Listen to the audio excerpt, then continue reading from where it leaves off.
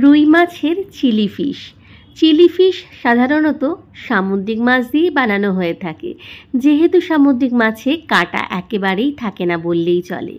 কিন্তু হঠাৎ করে বাড়িতে অতিথি চলে এলে অথবা মাঝে মাঝে একটু অন্যরকম খেতে ইচ্ছে করলে এই রুই কাতলা মাছ দিয়েও কিন্তু অনায়াসে চিলি ফিশ বানিয়ে নেওয়া যায়। সামুদ্রিক মাছ তো আর সবসময় বাড়িতে থাকে না, বাড়িতে থাকে রুই কাতলা মাছটাই বেশি। আজ বানিয়ে নেব রুই মাছ দিয়েই দারুণ স্বাদের চিলি ফিশ। ফ্রিজে কয়েকদিন মাছগুলো পড়েছিল, মাছের ঝোল ঝাল খেতে একেবারেই ইচ্ছে করছিল না, তাই বানিয়ে নিলাম দারুণ স্বাদের চিলি ফিশ। দেখুন আমি মাছের পিসগুলো ছুরি দিয়ে এরকম একটু স্কোয়ার শেপে কেটে নিচ্ছি। আমার কাছে কিন্তু আজকে গাদার মাছই ছিল, মানে পেটির মাছ ছিল না। পেটির মাছগুলো দিয়ে করলে কাঁটাটা একটু কম থাকে, এটাই যা সুবিধা। তবে রুই মাছের এমনি গাদার পিস দিয়েও কিন্তু করা যায়, যেমন আমি করে নিচ্ছি।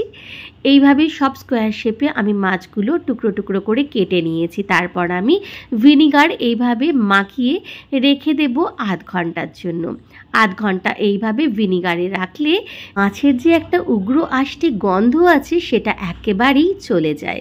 আধ ঘন্টার জন্য রেখে দিলাম এইভাবে। তারপর আধ ঘন্টা পরে আমি ভিনিগার থেকে শুধু মাছের টুকরোগুলো তুলে নিচ্ছি একটা অন্য বলে। এইবারে এই মাছগুলোকে আমি ম্যারিনেট করে নেব। প্রথমেই দিয়ে দিচ্ছি একটা ডিম, আর দিয়ে দিচ্ছি কাশ্মীরি লঙ্কার গুঁড়ো, পরিমাণ মতো নুন, সয়া সস, গোলমরিচ গুঁড়োটা একটু বেশি করেই দিলাম, আর দিচ্ছি 2 চামচ এখানে ময়দা আর 2 চামচ কর্নফ্লাওয়ার। এবারে খুব ভালো করে মাছের গায়ে সব কিছু মিলিয়ে মিশিয়ে নিচ্ছি।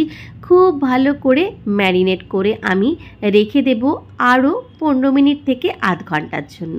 একটু বেশি রাখলে ভালো হয়, তবে 15 মিনিট রাখলেও কোনো অসুবিধা নেই। এই যে এইভাবে আমি রেখে দিচ্ছি আধ ঘন্টার জন্য। আধ ঘন্টা পর মাছের টুকরোগুলো এইভাবে কড়াইতে দিয়ে দিয়ে ভেজে নেব।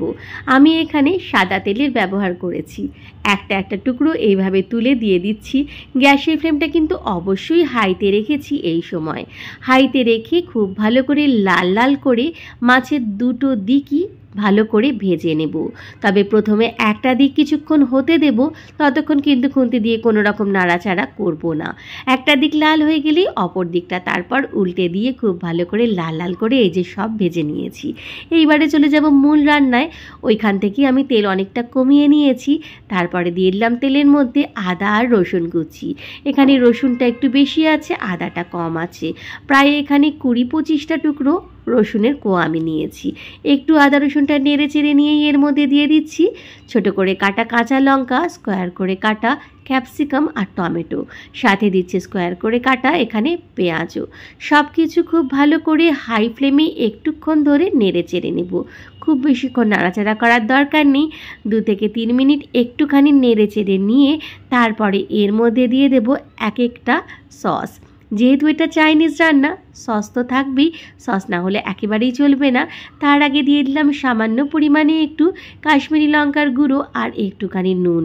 কাশ্মীরি লঙ্কার গুঁড়োটা দেওয়ার জন্য রঙটা কিন্তু বেশ ভালো আসবে। একটু নেড়ে চেড়ে নিচ্ছি আরও একবার।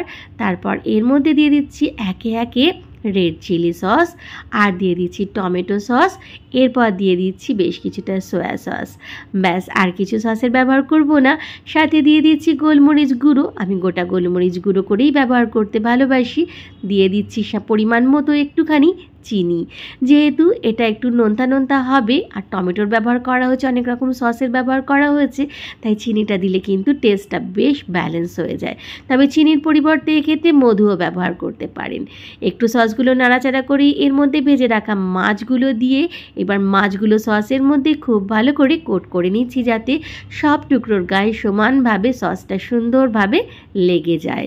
পুরো রান্নাটাই কিন্তু হাই ফ্লেমে করতে হবে। চাইনিজ রান্না মানেই হাই ফ্লেমে করা উচিত, তো হাই ফ্লেমেই পুরো রান্নাটা কিন্তু আমি করে নিচ্ছি। হাই ফ্লেমে খুব ভালো করে সব কিছু মিলিয়ে মিশিয়ে নিচ্ছি। রান্নাটা এই পর্যায়ে নামিয়ে নিতে পারেন। তবে যদি মনে হয় আপনার একটু গ্রেভি দরকার, তাহলে আমার মতো এইরকম 1.5 চামচ মতো কর্নফ্লাওয়ার নিয়ে নিয়েছি, তাতে সামান্য জল দিয়ে গুলে নিয়েছি। এই কর্নফ্লাওয়ারটা একটুখানি আমি দিয়ে দিচ্ছি। তবে আমিও কিন্তু খুব গ্রেভি একেবারেই রাখিনি, এটা কিন্তু খুব গ্রেভি একদমই ভালো লাগে না। এরকম বেশ একটা মাখো মাখো ব্যাপারটা হলে তবেই কিন্তু এর স্বাদটা পাওয়া যায়। তৈরি হয়ে গেল রুই মাছ দিয়ে দারুণ স্বাদের চিলি ফিশ। দেখলেন তো একটা সাধারণ মাছকে কত সুন্দরভাবে একটা শাহী রান্নায় পরিবেশন করলাম। বাড়িতে অতিথি এলে হঠাৎ করে এই ধরনের একটা রান্না করে দিলে কিন্তু তারিফ না করে আপনার পারবে না। ভালো লাগলে বানিয়ে দেখবেন অবশ্যই।